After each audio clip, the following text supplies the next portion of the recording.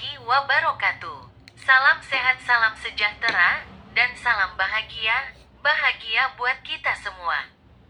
Bismillahirrohmanirrohim. Alhamdulillahirobbil alamin. Ashadu alla ilaha illallah wa sadu anna Muhammad Rasulullah.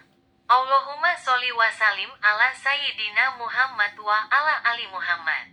Sahabat yang dirahmati Allah, ayo bantu bagikan video ini sebagai amal jariyah.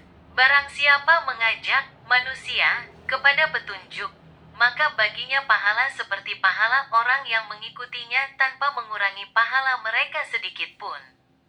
Hadis riwayat Muslim. Jangan lupa di-subscribe ya. Kisah Rasulullah dengan tukang batu. Diriwayatkan pada saat itu Rasulullah baru tiba dari Tabuk. Peperangan dengan bangsa Romawi yang kerap menebar ancaman pada kaum muslimin. Banyak sahabat yang ikut beserta Nabi dalam peperangan ini. Tidak ada yang tertinggal kecuali orang-orang yang berhalangan dan uzur. Saat mendekati kota Madinah, di salah satu sudut jalan, Rasulullah berjumpa dengan seorang tukang batu. Ketika itu Rasulullah melihat tangan buruh tukang batu tersebut melepuh, kulitnya merah kehitam-hitaman seperti terpanggang matahari. Sang manusia agung itu pun bertanya, "Kenapa tanganmu kasar sekali?" Si tukang batu menjawab, "Ya Rasulullah, pekerjaan saya ini membelah batu setiap hari, dan belahan batu itu saya jual ke pasar. Lalu hasilnya saya gunakan untuk memberi nafkah keluarga saya, karena itulah tangan saya kasar." Rasulullah adalah manusia paling mulia. Tetapi orang yang paling mulia tersebut begitu melihat tangan si tukang batu yang kasar karena mencari nafkah yang halal, Rasul pun menggenggam tangan itu dan menciumnya seraya bersabda, "Hazihi yadun la tamat saha narun abada." Inilah tangan yang tidak akan pernah disentuh oleh api neraka selama-lamanya. Rasulullah tidak pernah mencium tangan para pemimpin Quraisy. Tangan para pemimpin Habilah, raja atau siapapun. Sejarah mencatat hanya putrinya Fatimah Az-Zahra dan tukang batu itulah yang pernah dicium oleh Rasulullah. Padahal tangan tukang batu yang dicium oleh Rasulullah justru tangan yang telapaknya melepuh dan kasar, kapalan, karena membelah batu, dan karena kerja keras.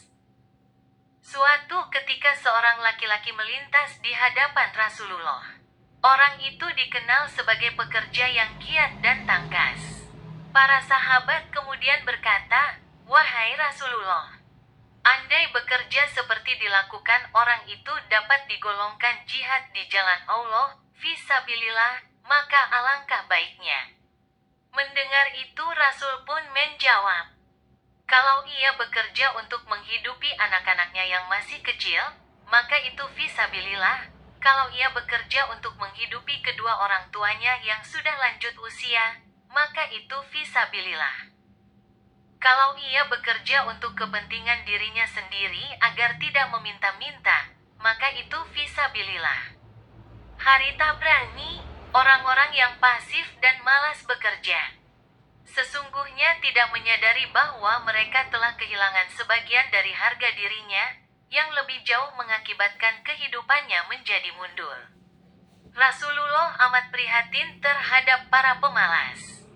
Maka apabila telah dilaksanakan salat, bertebaranlah kamu di muka bumi dan carilah karunia Allah dan ingatlah Allah banyak-banyak supaya kamu beruntung. Surat Al-Jumu'ah 10. Dan Allah menjadikan bumi untukmu sebagai hamparan, supaya kamu menjalani jalan-jalan yang luas di bumi ini.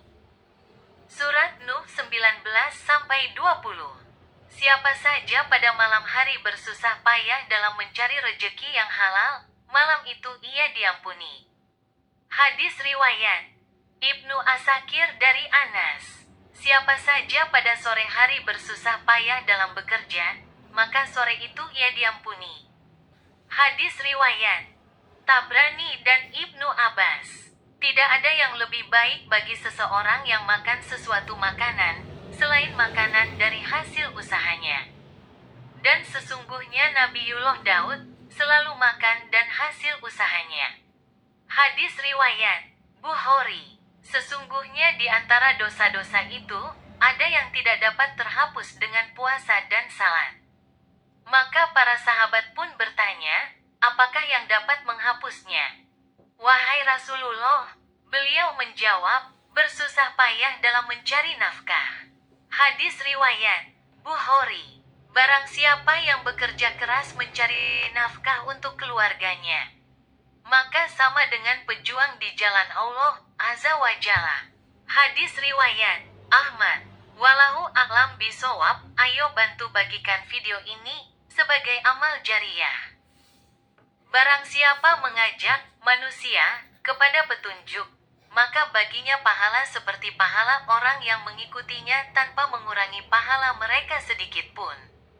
Hadis riwayat Muslim. Demikian ada kekhilafan dan kesalahan, mohon dimaafkan. Semoga bermanfaat. Terima kasih dan wassalamualaikum warahmatullahi wabarakatuh.